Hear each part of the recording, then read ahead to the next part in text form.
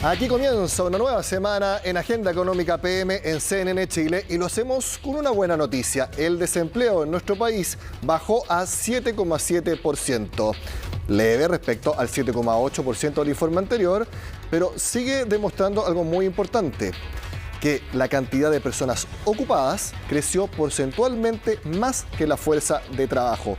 Esa relación positiva siempre es una buena noticia y todos los detalles los tiene en el siguiente informe Belén Vázquez. Después de 3 alzas consecutivas, el desempleo tuvo una leve baja entre febrero y abril y llegó a 7,7%. Cifras que, si bien son positivas, en la práctica significan que la desocupación se estabiliza. Esto significa que en los próximos trimestres móviles es muy probable que el desempleo en 12 meses continúe disminuyendo, cada vez de una manera más suave, sin duda. La ocupación creció 9%, impulsada principalmente por el comercio, servicios de alojamiento y comida y servicios de salud, sectores que de todos modos podrían ir cambiando en la medida que la economía se mantenga en el proceso de desaceleración. Por lo tanto, el hecho de que el empleo se tienda a mantener o incluso a aumentar como en este último mes, indica que hay probablemente, sobre todo sectores productivos, especialmente sectores de servicios que mantienen dinamismo por el hecho de venir más rezagados en el proceso de recuperación. En este trimestre se crearon 38.000 empleos, lo que a juicio de los especialistas es una muestra de la ralentización del proceso de recuperación laboral. Si en el mismo periodo del año pasado se creaban en torno a las 100.000 plazas, hoy esa cifra es poco más de un tercio. Todavía faltan 208.000 puestos para alcanzar los niveles prepandemia y la tasa de participación está 4 puntos por debajo de lo que teníamos en ese entonces. Tampoco es una creación de empleo suficientemente dinámica, ¿cierto?, para poder recuperar los niveles de empleo prepandemia relativamente pronto. O sea, aquí lo que estamos diciendo es que esto va a tardar todavía mucho tiempo más. El foco, coinciden los analistas y el gobierno, está en avanzar en la creación de trabajos, especialmente en aquellos formales, pues la tasa de informalidad ya alcanza 27,2% en un año. Las mujeres, en tanto, lideran el incremento en la población ocupada, especialmente en el tramo entre 25 y 34 años, pero siguen presentando una brecha de casi 1 punto en la desocupación.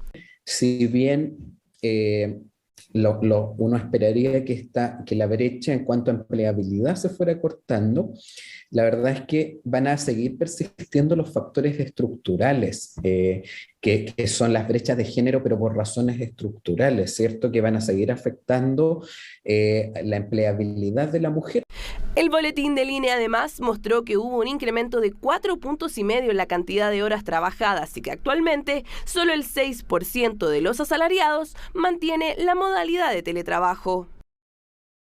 Revisamos ahora los comentarios de mercado luego de conocer la cifra de empleo publicada por el INE. Partimos viendo lo que opinaron en Banchile, donde ellos también destacan que el repunte de los ocupados hace que disminuya la tasa de desempleo. ¿Por qué? Porque creció el empleo más que el crecimiento de la fuerza de trabajo, como yo les comentaba en la introducción de la nota. Y esto sucede por primera vez desde diciembre.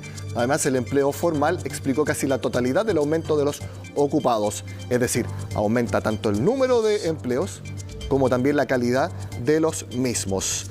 ¿Qué fue lo que opinaron en Security? Muy en línea con lo que señaló Banchile. Las cifras de abril muestran que el mercado sigue dinámico, incluso más que lo previsto.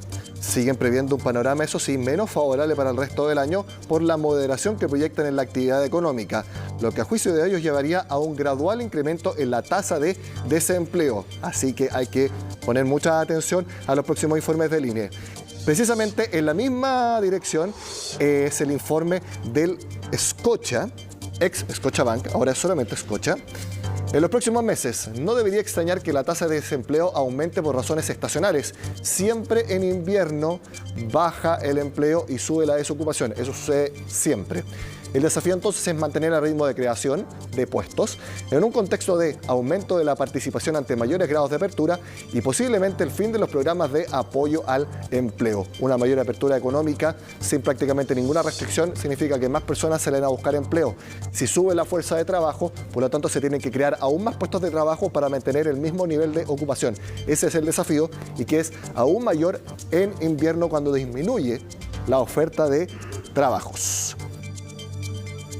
Y un rubro que fue de los más perjudicados durante la pandemia fue el turismo. Bueno, ahora está entregando mejores noticias porque subió 25% la cantidad de ocupados en ese sector. Exactamente son 584.000 entre febrero y abril. Esto es 118.000 trabajos nuevos respecto al mismo periodo del año pasado. Y en cuanto a los ocupados, subieron 16% también en los últimos 12 meses. Eso obviamente se debe principalmente a febrero, mes tradicional de vacaciones en nuestro país, que genera mucho empleo estacional en ese sector. El gobierno destacó estas cifras. Los meses de febrero, marzo y abril fueron muy positivos para el turismo en empleo. Tuvimos un crecimiento de un 25,4% en relación con la misma fecha del año anterior. Durante este periodo hemos alcanzado más de 580.000 ocupados en las actividades características del turismo. Sin embargo, sabemos que aún nos falta por recuperar más de 47.000 puestos de trabajo. Esto para llegar a las cifras prepandemia. Y por eso seguimos trabajando junto a todos los actores del turismo para seguir recuperando empleos formales. Este lunes partió la tradicional Semana de la Construcción y como siempre suelen hacerlo, entregan un informe respecto a cuánto es el monto de infraestructura en los distintos ámbitos que necesita nuestro país. Según el último reporte, para llegar a niveles óptimos, habría que invertir en infraestructura más o menos un 60% del PIB actual de nuestro país. Esta mañana la Cámara Chilena de la Construcción dio a conocer su informe Infraestructura para el Desarrollo Sostenible. Este documento se elabora cada 4 años y en él se definen 12 áreas estratégicas de la infraestructura. Además, se establece el estado esperado de estas construcciones o el estado deseado. Y en base a esto también se determina cuánto se debería invertir en estas áreas de aquí a los próximos 10 años. Por esto, en este informe entonces se determina que durante el periodo 2022 a 2031 se debiera invertir el monto de 177.517 millones de dólares en estas 12 áreas que destaca el informe. El 40% de esta inversión debería ser financiado con recursos públicos, el 33% con recursos privados, de acuerdo a este informe, y el 27% restante se podría ejecutar bajo el modelo de alianza público-privada. Dentro de los puntos que se destacó en este documento se encuentran las mayores necesidades en áreas de viabilidad urbana y también de espacios públicos, donde solamente en este ítem se debería invertir cerca de 56.000 millones de dólares. Pasemos a revisar entonces desde la Cámara Chilena de la Construcción cuáles son los puntos más importantes que destacaron del documento. El 75% de los costos asociados a los 177.000 millones de dólares que es la inversión prevista para los próximos 10 años para alcanzar estándares de países desarrollados, tiene que ver fundamentalmente el 75% de desarrollo en ciudades, y eso tiene que ver con movilidad urbana e interurbana, que son los déficits más al día que tenemos. El otro tema que también está muy presente y que tiene mucho que ver con inversión privada también son telecomunicaciones, que es el despliegue de la red 5G. Vimos que hay 60.000 personas que hoy día están en zonas en que no tienen acceso, y hay varias comunas del país en que solo tienen un 1% de acceso a Internet. En relación a los recursos hídricos, este informe destaca que se debería invertir cerca de 12.000 millones de dólares para poder satisfacer distintas necesidades. Dentro de ellas, por ejemplo, necesidad de agua potable, que en ciertos lugares aún no existe, y también realizar algunas labores de saneamiento, entre otros puntos. En relación a la viabilidad urbana, también se destacó que la congestión de las ciudades y los nuevos estándares ciudadanos han creado la necesidad justamente de poder invertir, de poder renovar y también trabajar en labores de mantención de la infraestructura ya existente. Pasemos a escuchar con respecto a este punto al ministro de Obras Públicas. Tenemos que entender hoy día en la movilidad del siglo XXI que debe aumentar su conectividad, sobre todo interregional, donde tenemos la Ruta 5, que está bastante ya saturada y tenemos que dar alternativas distintas a la Ruta 5 en Chile, pero también como Ministerio de Obras Públicas vamos a impulsar una cartera de movilidad alternativa. Teleféricos, tranvías, ascensores y otro tipo de modelos son importantes para darle sostenibilidad a nuestras ciudades. Otro de los puntos que también se contemplaban dentro de este informe tiene que ver con la educación. Dentro de este ítem se pone el énfasis en la universalización de la jornada escolar completa y también mejorar los espacios comunes de los colegios, algo que también es bastante demandado por distintos estudiantes, lo hemos visto también en algunas oportunidades. Dentro de este ítem se debería invertir más de 15.000 millones de dólares.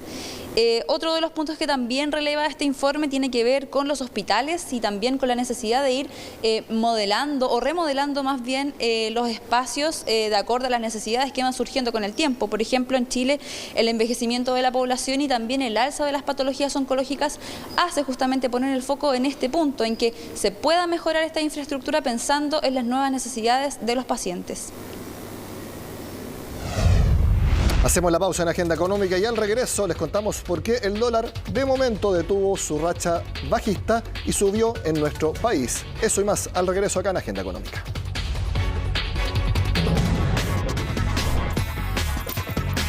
Bio gratis, del 30 de mayo al 1 de junio, solo en el nuevo falabella.com.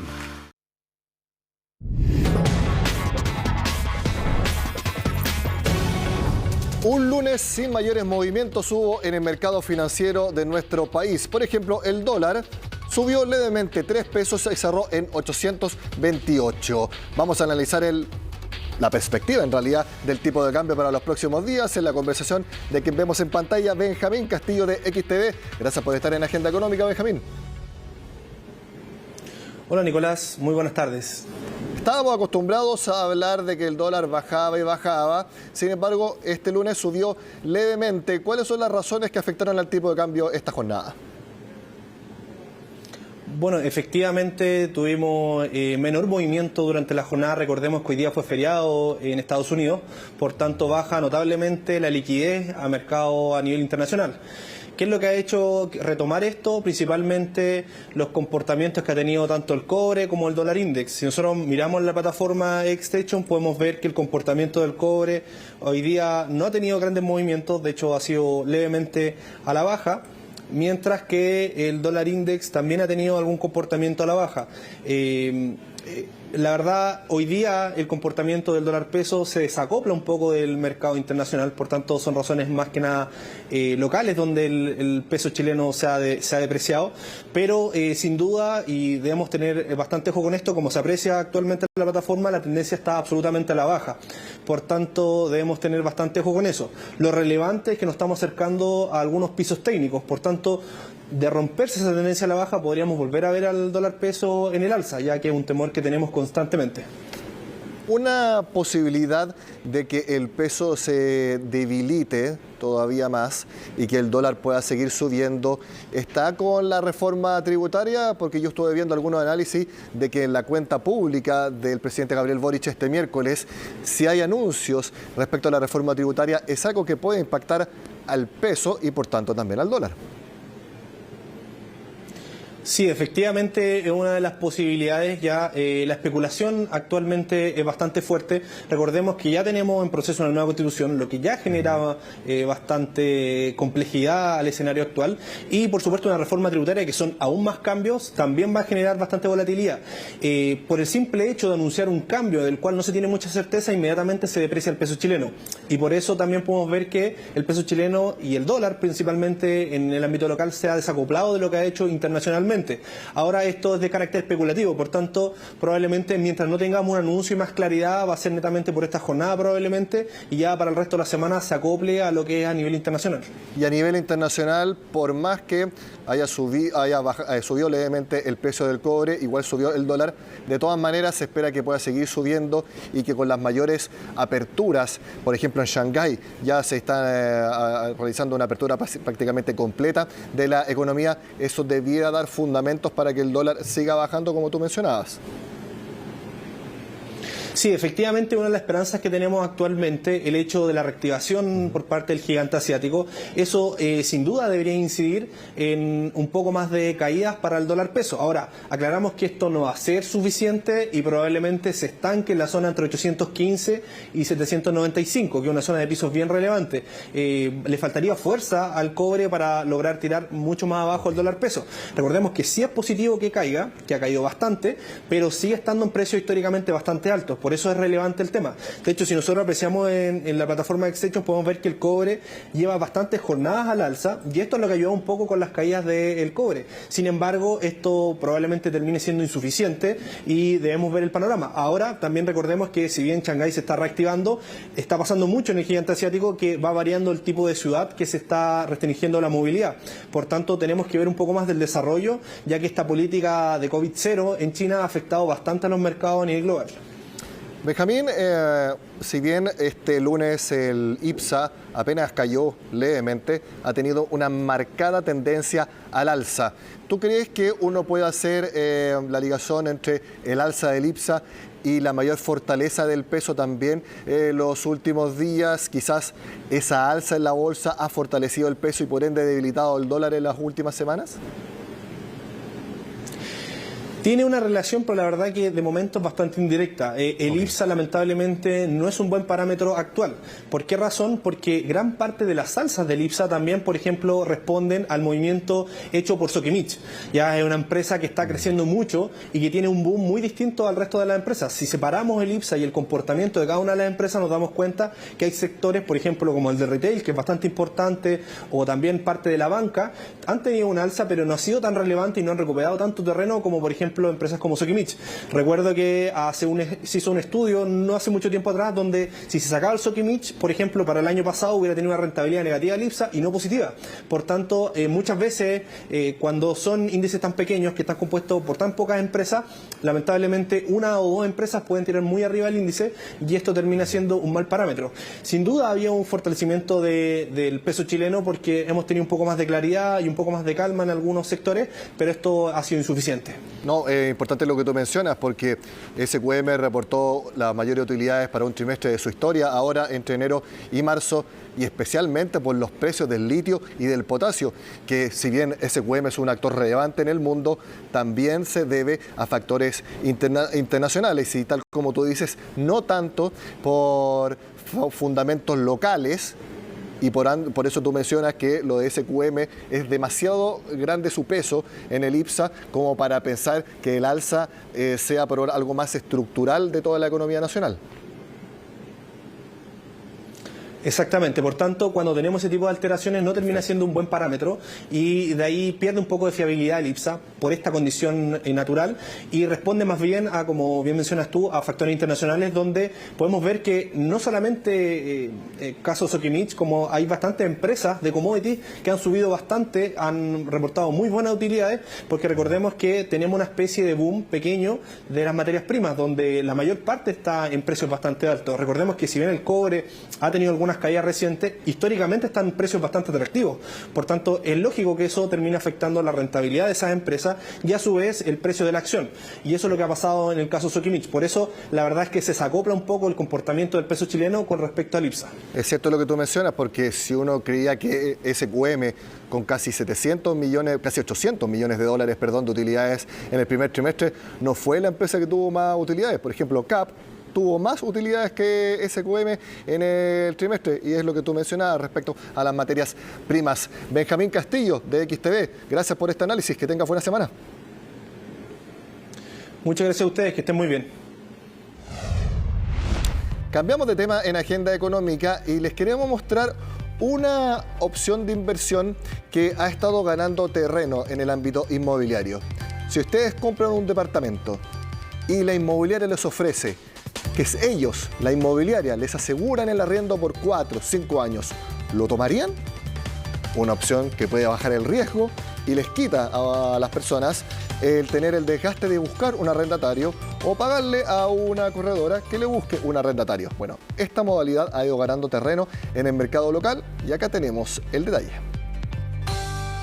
El temor más común de los dueños al momento de arrendar su propiedad es que el inquilino deje de cumplir con los pagos. una realidad que se incrementó de forma importante durante la pandemia, debido a que muchas personas dejaron de recibir ingresos y no pudieron responder con sus compromisos financieros. Distintas inmobiliarias han apostado por ofrecer el llamado arriendo asegurado. Si uno le compra un departamento, se encargan de buscar un arrendatario. Si no lo encuentran, asumen el pago mensual del arriendo. Nosotros nos transformamos en ese arrendatario, por ende se elimina todo el riesgo que hay de demoras, de pago o no pago, los gastos comunes de encontrar ese arrendatario, porque nosotros, como te digo, somos directamente los arrendatarios del inversionista. Euroinmobiliaria trabaja con una alternativa llamada InvestSmart. Bajo este sistema, aseguran la inversión del propietario por 2 o 4 años, entre otros beneficios.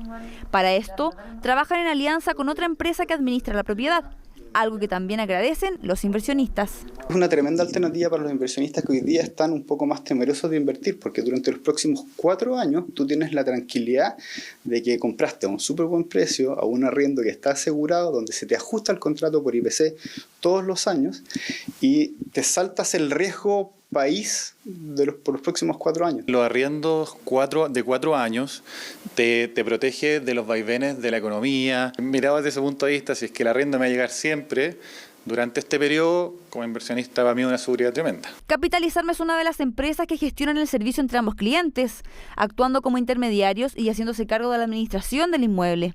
Todos estos riesgos con este producto de arriendo garantizado, tú como inversionista quedas 100% como solventado, por decirlo así, te resguardan de todo esto y además también, sobre todo para los inversionistas que son por primera vez inversionistas en estos activos inmobiliarios, es una muy buena forma de entrar a conocer todos estos riesgos. Una de las empresas pioneras en ofrecer una modalidad similar en el país fue Home.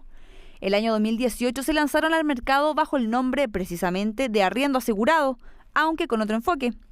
Hoy en día operan garantizando el pago por concepto de renta de los inmuebles. Ofrecemos esto porque además de tener tu patrimonio y asegurar tu jubilación y otros beneficios entre la inversión inmobiliaria, está este tema para minimizar el riesgo y los miedos del propietario de invertir y que no le paguen. Por sus beneficios, el arriendo asegurado ha tomado terreno y es una alternativa ofrecida ampliamente. De hecho, para este Cyber Day son varias las empresas que tienen dentro de sus promociones ofertas relacionadas. Vamos a contar con más de 200 proyectos inmobiliarios que van a tener descuentos de hasta un 22%.